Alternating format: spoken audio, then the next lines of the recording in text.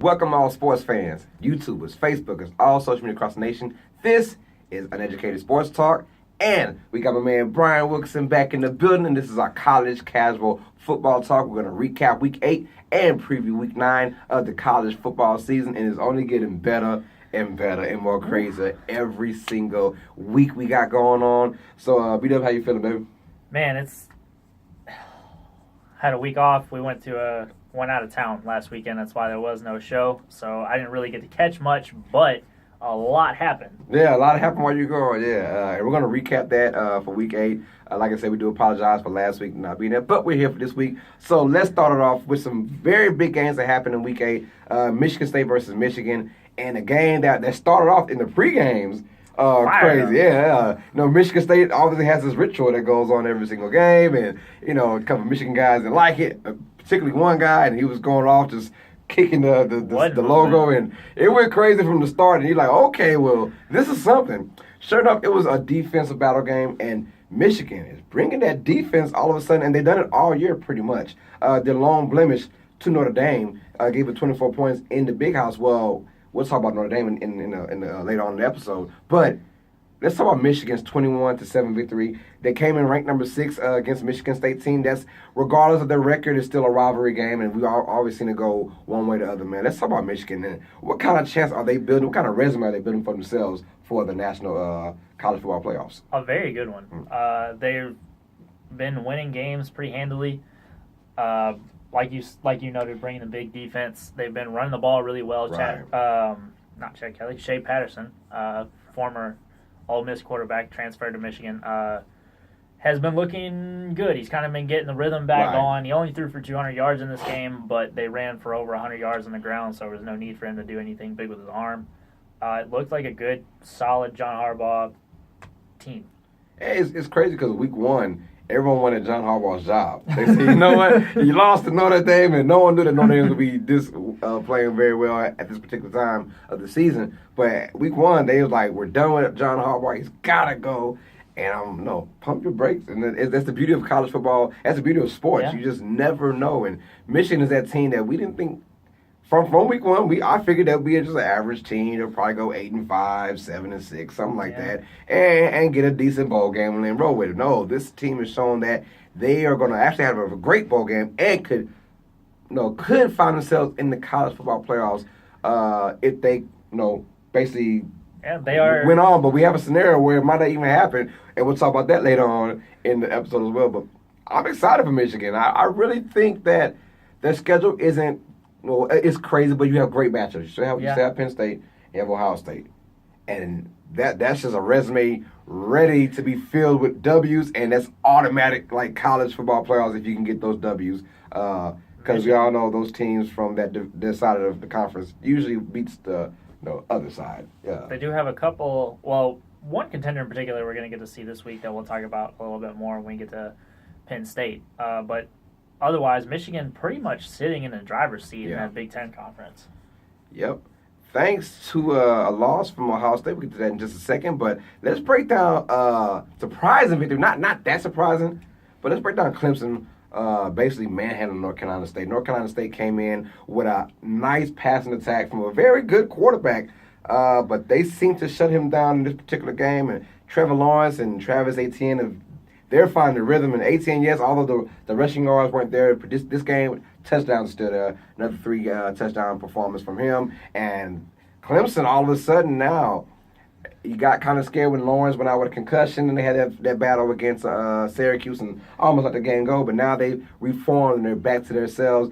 I think we all said Deshaun Watson, who's to Dabo Swinney's the Michael Jordan of the NFL, he put on a dazzling performance against Alabama. And the reason why they let go of Chris Bryant, in my opinion, is because, yes, Chris Bryant is good enough to win the ACC. But are you good enough to beat Alabama or any team in the college football playoffs? And that's why I believe they made a decision to go with Trevor Lawrence, because you need a quarterback who could throw the ball. And if you're going to beat Alabama or a great college football playoff team, you're going to have to pass the ball. And I think Dabo Swinney made the correct decision to get Trevor Lawrence, and right now it's paying off big dividends. Yep, they're warming up right on schedule. And that's going to really instill that confidence back in them, because when you have injuries like that, everybody wants to go, oh, wait a minute, right. Maybe he won't stay healthy, but that confidence, when you're playing with that confidence, is going to help you stay healthy, because you're just going to be playing, you're going to run on your instincts more, you're going to stop thinking so much about what's going on in the game and just play, and that tends to keep the injury bug away from you, so that's going to be good for Clemson too moving forward. And it's funny because this match didn't get as much hype as I thought it would. North Carolina State coming in undefeated at 5-0, but now you realize why it wasn't hyped up so much, because of the beatdown 41-7. So a big win against a Power 5 team that's ranked in the middle, undefeated, and they had swag going into the game. I mean, they had confidence, not losing the game, so they came in and supposedly brought their all. Clemson's just a better team, and with Trevor Lawrence now, they might be back in the driver's seat to be a top dog. So even I get a feeling that they do lose that one game for the season, they'll be fine to make it to the college playoffs.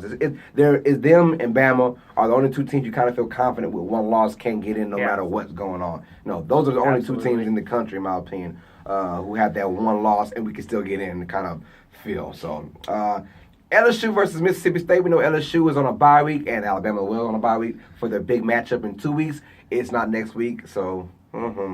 But, LSU had to face a tough Mississippi State team, and regardless, to be honest, anytime you face an SEC opponent of Mississippi State's caliber, it's going to be a tough matchup, and you can never take anything for granted, especially if you're LSU.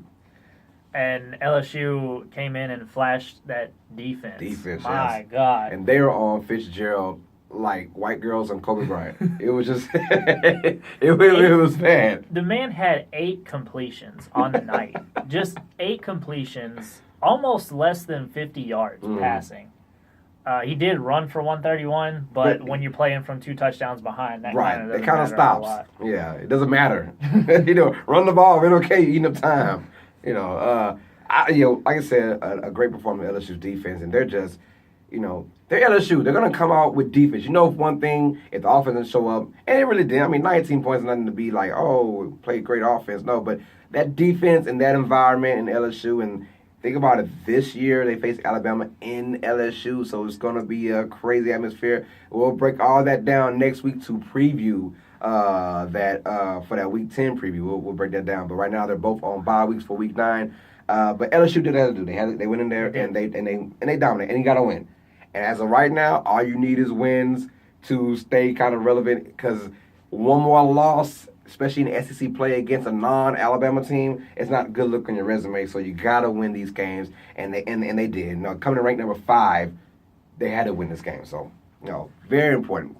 But let's talk about the big upset of the week. The reason why Michigan is kind of now in the driver's seat of the Big Ten is because Ohio State, the number 2 seed, they got beat down by a game Purdue team. And we all know the story of the kid who had cancer, who came back in, and he's inspirational. And Purdue took that and they rolled with it. I mean, you felt the atmosphere from the start. It was a night game, and although it was kind of still close in the third quarter, that mid-third quarter to the fourth quarter, Purdue blew it wide open.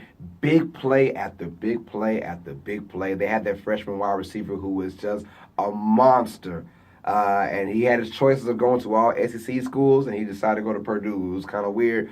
But he put on a show, Purdue put on a show, defense and offensively, and you would have thought that they were the number 2 team overall. Absolutely. Over Ohio State. Let's talk about Ohio State and their blunder and what does it do for them for the college football playoffs. First of all, you're wondering if Ohio State has a defense or a block of Swiss cheese, because, boy, those are some – I mean, Purdue had 1 scoring play less than 40 yards. Right.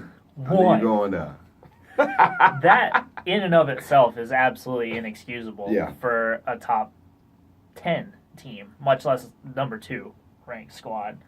And everybody was kind of speculating at the beginning of the season with Urban Meyer getting suspended for 3 games and how was that going to play out, and they ended up winning those 3 games, and maybe that whole kind of effect was delayed. Mm-hmm. Maybe they kind of overlooked Purdue a little bit. We know that their defense has been prone to give up big plays. If you watch Penn State game, TCU, those games certainly had big plays for the opposing teams, but the offense was always able to overcome that and, find those big touchdown plays to get them back. And it's worth noting that Ohio State actually did outgain Purdue in this game. They were unlucky one too many times and couldn't find those connections. Dwayne Haskins threw for 400 yards and just couldn't come up with enough touchdowns. It seems like every time you turn around, they were giving up another 40-yard touchdown to this wide receiver. Well, when you start basically 3-4 minutes into the third quarter playing catch up from what they had to do, you're going to have a lot of yards. Here's my thing: I think they overlooked Purdue big time. I mean, because you were game for Penn State, although you should have, in my opinion, should have lost that Penn State game. I mean, but they were still game. They were in it from the beginning. You just weren't ready for this kind of hype, this atmosphere. And sometimes there's always that extra oomph from a Purdue team. Now, we've always seen teams like Ohio State and Clemson over the last couple of years lose that one shocker game, but Clemson never really got beat down. No. This is a beat down. And this is the second time this has happened to Ohio State. Yeah, it felt like a straight-up beatdown, like Purdue was the number 2 overall team, and Ohio State was that team just trying to, enjoy life at a nice record. It just felt like that. And for Ohio State, can they overcome this? Can the committee overcome this loss? Because it's just one loss, but like we said earlier, I think Bama and Clemson are the only teams outside of a big dumb blowout they get blown out. They're the only teams who can survive a one loss and get into college football playoffs. Can Ohio State, if they do just stay with one loss, can they actually survive that? Or would the committee look and say, hey, man, that was a 29-point beatdown regardless, is in Purdue and all that, an unranked team? Well, that's the tough ones. It's depending on what everybody else's record is at the end of this thing, because this is exactly what happened last season to Ohio State. They were big juggernauts, and they went into I forget where they went to Iowa. Iowa, and absolutely got destroyed. Yeah. And they still ended up winning the Big Ten and didn't make it to the Big Dance because the committee thought that their loss was much worse than Oklahoma's loss, and that was it. So Ohio State better. Number one, win out. They have to win the conference. There's no way that they can survive this if they don't win the conference. But then also pray that somebody else screws up worse somewhere. Yeah, no, that is true. That is true. We'll talk about in a second. Can a 2-loss Big Ten team make it? We'll talk about that in just a few minutes. But let's talk about our last matchup for Week 8, a recap. We have Oregon visiting Wazoo. That game day actually went to Wazoo, and Washington State, for those who don't know what Wazoo is. First time ever. Yeah, first time ever. Or first time ever. Yeah, and Washington State was pumped up like this was the Super Bowl, baby. Oh, my God. And look, it's not. I'm joking about that, but Washington State, they were pumped. They were. And to face an Oregon team who, in my opinion, isn't really that great of a team, but no, they'll take it. They'll take it. And what a great atmosphere. Washington State has always had an atmosphere, so it was kind of good to see game day actually go there and participate in Washington State for the Cougars. And Michael Leach, you gotta love him as a head coach. He's just the most, I don't care about, why am I even coaching?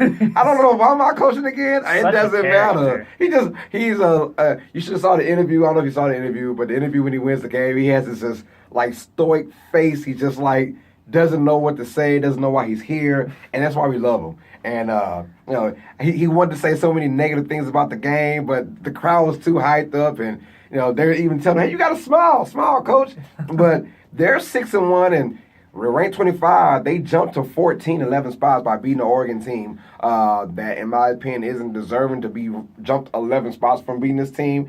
You beat them 34-20 in a really good game, and, they come in 6-1 now, and Oregon, that's their second loss, so Oregon's done, and the Pac-12 is pretty much done. Washington losing to Oregon just a couple weeks ago, so the Apple Cup the definitive Pac-12 championship game. Right. Washington State basically is the only hope for the Pac-12 to make it to a college football playoffs, and that is not about to happen. So Pac-12 is officially, we can call it, they are done from the college football playoffs, man. And it's kind of tough to see the actual division or conference be done midway through the season, just week 8 and week 9. It's kind of the committee hasn't even. The committee puts out their first rankings after week 9, so that's tough. That is, yeah. So you wonder, like, Washington State's really going to be up there? No, I don't think so. But it could be a reason why they jump 11 spots, though. Could be. Just to give the Pac-12 some leeway talk to maybe Washington State if they can run the table. But we don't see Washington State run the table, not in the Pac-12. And if they do run the table, are you really getting in? I don't really think so, man. So those are the recap for Week 8, man. Crazy games. Now let's go ahead and preview Week 9. We got game day going to Jacksonville, Florida, because we got the number 9 Florida Gators against the number 7 Georgia Bulldogs, and a rivalry like no other. And to start the season off, I didn't see 9 versus 7. I almost felt like unranked versus number 2. That's what I was getting when you saw this. I was like, Florida be unranked, or maybe the high 20s, and Georgia be number 2. And then Georgia comes off a beatdown from LSU, and Florida actually beat LSU, and now Florida only has 1 loss to the first game of the season. And this is actually a very key game for the SEC East. Absolutely. This could determine who's going to go and face either Bama or LSU pretty much for the SEC championship. So how do you feel about that with Georgia being 6-point favorites in this game? Georgia with a 6-point favorite. This game is actually really close.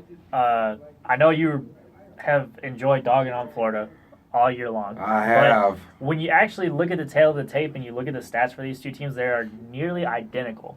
Each team's starting quarterback has thrown for over 1,400 yards. Each team's running back has run for over 500 yards. And each team's top receiver has almost 500 yards receiving already on the season. I mean, this is exactly as close as Georgia's last game against LSU. And again, this one is actually just a toss-up. It's in a neutral site. Yep. It is Jacksonville, so it's halfway home game for Florida. But this one's always a neutral site. Always neutral site. Yeah. It's a rivalry game. What you got? I feel like Georgia's gonna. The teams are very close. I feel like Georgia is the better team, and I feel like they will rebound from that loss, come back, and really the key moment for Georgia in that loss 2 weeks ago was a fumble on the. It was. It was the second drive of the game because they were absolutely just ripping runs left and right. And it was like, okay, here we go, number 2. LSU's Cinderella season is over. Well, they decided to have a strange trick play on the field goal attempt because they wanted to go for it and fumble the ball, and that ended up costing them pretty much the game. They lost all of their momentum off of that play. So I see Georgia taking much better care of the ball this game, and I mean that's really that's going to push them to the win.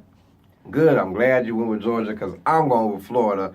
I think Florida comes in with the mild upset in this rivalry game, and that is where we got it with Team CeeLo versus Team Beat-Up. Team Beat-Up is going with Georgia. I'm going with Florida because I'm tired of Georgia losing and making me look bad. So LSU manhandling them boys. So I'm going with Florida, who beat LSU to beat Georgia in this particular game. It's going to be sloppy, I think, for both squads. I got a low scoring. I'm going with Florida winning. Oh, man. 19-16. For some reason, those games always end up with a 9 in it. They do. And it's just, I don't know what's going on. Games, man. But, weird things happen. Hey, matter of fact, Florida beat LSU 27-19. Yeah. So, I mean, I'm going with 19-16, Florida over Georgia. So that is our game of the week. Pretty much, he has Georgia. I'm going with Florida. So comment down below who do you have in this particular game, and I want to know who you're representing. Let's get back on the fun carousel that is the Big Ten this year. Yes. We've got number 18, Iowa, going to Happy Valley to play number 17, Penn State. Penn State actually has 2 losses already. Iowa has only 1 loss and is the sole challenger to Wisconsin for the opposite side of the Big Ten, whatever they call that. But this Iowa squad looks good. They do. And they're always in the mix of it not every year, but it feels like every other year, Iowa's this team that's either undefeated or 1 loss going deep into the regular season. And this is another year where they're going deep. Look, if they can win this game, they're in the driver's seat for their side of the conference. Obviously, they're a really good team. Iowa never beats themselves. No. Never. You got to go out there and beat Iowa because they don't turn the ball over. They play great defense, and they kind of make you one-dimensional because they usually stop the run. Usually. Now, Iowa, in this game, they have no business beating Penn State, in my opinion. But we've all seen Penn State. They are just vulnerable to everything the last month of the season. Passing, running, they're giving a big play after big play. So, in Penn State against Iowa, who is ranked 18, Penn State is 17, I have a feeling Penn State should take care of business, win by a couple touchdowns. I'll say 34-21. Penn State. I like this one to be even closer than that, actually. I think Iowa would actually take this one by 2 points. I'm thinking it's going to be 23. Hey. I think it's going to be 23-31. Hey, 23-21. 23-21. And I can see that happening. But if Iowa wins this game, they are the dark horse. If they can run the table, we'll have to check their schedule. But if they can run the table, that's the dark horse team that nobody's going to want. No. If they can go out there and especially win the Big Ten, the Big Ten, excuse me. If they could do that, man, watch out. But that's a one team that nobody wants to have that one loss because that can mess up everything. So, all right, he's going with Iowa, and I'm going with Penn State. It should be a good, great game with Florida and Georgia. Now, let's talk about Washington State. Wazoo, who just they're number 14 now from 25 after the win over Oregon, and they're on the road against a Stanford team who's ranked number 24, who hasn't had a really good season, but they're at home, and things can happen. But like we said, Wazoo was the last hope for the Pac-12, which we don't see that happen at all. But who do you have win this game and why? This one is actually a pretty tough call for me. Stanford is another one of those teams that doesn't typically beat themselves. Right. And Washington State had, again, you referenced Mike Leach's great expression at the end of that game. Many miscues on both sides of the ball. Right. So I'm going to call it close. I'm going to call it another close one. I'll say one touchdown, Stanford. Yeah, I'm going the same. I think Stanford, not same, but I'm going with a 17-point win. I think they go out there and kind of easily beat Washington State. I'm going to say, to be honest, I'm going to go like 30-13. Okay. Yeah. I'm thinking that they play some stout defense at home. It's Pac-12, so anything can happen. But I'm thinking that Stanford's going to play some decent defense in this game. Not like when they played against Oregon, where it was just bomb after bomb. But that was in Oregon. So now we got it in Stanford against Washington, who's still on that high from beating Oregon, their Super Bowl, So game day coming into town. So it's going to be crazy, man. But the one team we have not mentioned yet, who could really be the biggest de facto and who gets into the college football playoffs, we all know, you all love them. They're called the Notre Dame Fighting Irish. Still undefeated in there. Only one of the three teams. You got Alabama, Clemson, and Notre Dame undefeated. And Notre Dame has had some good victories this season. But we're looking at the schedule, and we're wondering, could they really go undefeated? Or what happens if they get one loss? Because a lot of things can trickle down, and people are hoping. I'm a drama. I'm hoping for a loss for Notre Dame somewhere. So we're going to break down their schedule. They have 5 games left. So they're Navy, Northwestern, Florida State, Syracuse, and then their rival USC. That's not scaring anybody, that schedule. No. And it shouldn't scare Notre Dame. So we're wondering, where do you have Notre Dame going? And if they go undefeated, what happens? And if they have one loss, what happens? I actually see 2 scenarios here. One scenario where Notre Dame does go undefeated. I think with the schedule is entirely possible as long as Brian Kelly can keep his guys from making mistakes. Right. Navy is sub 500. Northwestern is 500. Florida State is sub 500. Syracuse is playing hard. They're above 500. They're 1 game over 500, I think, on the season. So could be a trap game there. USC is... Sometimes they play well, sometimes they don't. You don't know who you're going to get. But in a rivalry game, you always assume that, guys are going to come to play. So you're assuming it's going to be a good USC team. They could run through the schedule super easily and make this very boring for everybody watching at home. Because at that point, you would have Alabama, Clemson, Notre Dame, top 3. no questions asked. It would really be a fight for that 4 spot, which would go to most likely either a one-loss Oklahoma team or a one-loss Texas team, something along those lines. Right. So no 2 SEC teams, no drama like that. The real drama in this one comes in when Notre Dame loses. They have 2 games here. I really think they could accidentally trip up to Florida State. I know Florida State has been really bad this year, but when they kind of get things rolling at their best, they can score points. At their very best, they can score points. And USC, obviously, the rivalry game, end of the season. Notre Dame, you'll have that pressure on you, and USC won't be playing for anything. They'll have a bowl game. They'll just be playing for a better stock in their important bowl game. So USC is going to come to play. So the question is going to be, can Brian Kelly get his guys ready to play USC? And if they do lose this game, this is where things get interesting, because if we go back and talk about that Big Ten carousel that we were just talking about a second ago, Michigan and Ohio State don't play each other until the end of the season. Penn State has already lost to Ohio State. However, Penn State still has to play Michigan, and Michigan still has to play Ohio State, and they all play in the same division in that Big Ten conference. There is a scenario where Penn State loses to Michigan. Michigan also beats Ohio State, goes on to win the Big Ten. Now, if Notre Dame loses that game, you're talking about a one-loss conference champion Michigan squad or a one-loss Notre Dame squad, but they beat Michigan. That would be. Can you imagine the storylines? the week or two you have to prepare for this to actually give out your answers. Can you see the committee now? They're scratching their heads. They're like, "Oh my God!" So, yes, Notre Dame beats Michigan, but Michigan won the Big 10 with only one loss. Man, but that one loss going to Notre Dame, So that'll be crazy. If I would have to do it.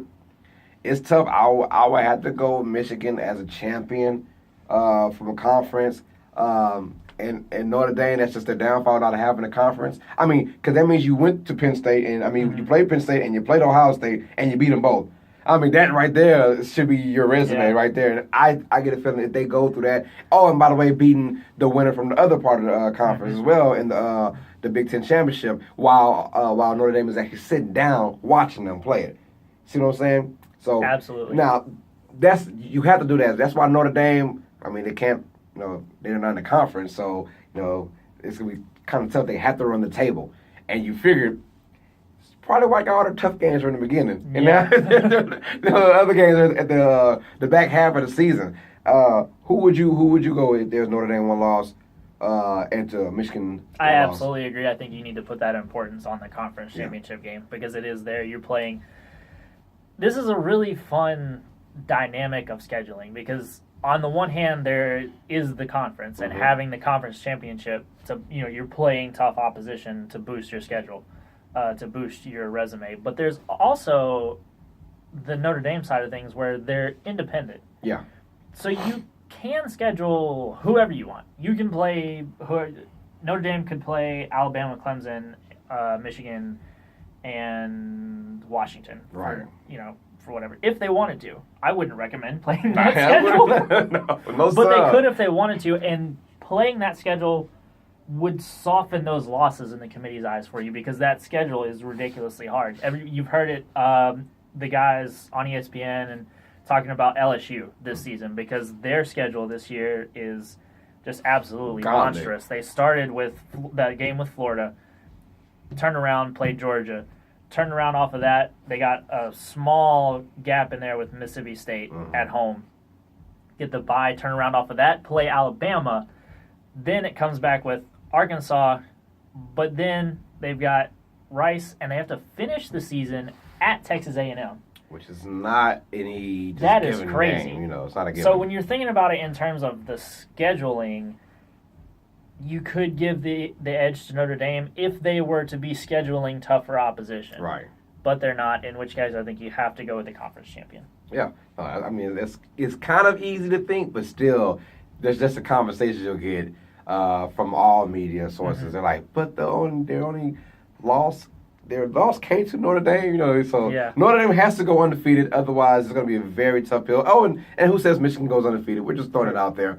But if they did, they're beating Penn State and beating Ohio State in basically a month period. I mean, that's just solid your resume right there. Just throw it out there. So tell us, guys, how you feel about Notre Dame, and do you see them going out with 1 loss or 0 losses? Tell us how you feel about that. Comment down below, man. Hope you guys enjoyed. This was our Week 8 recap and our Week 9 preview. For Brian Wilkinson, I'm your host, Carlos Clayton, and always sports fans, you guys know what time it is. Stay smart, stay educated.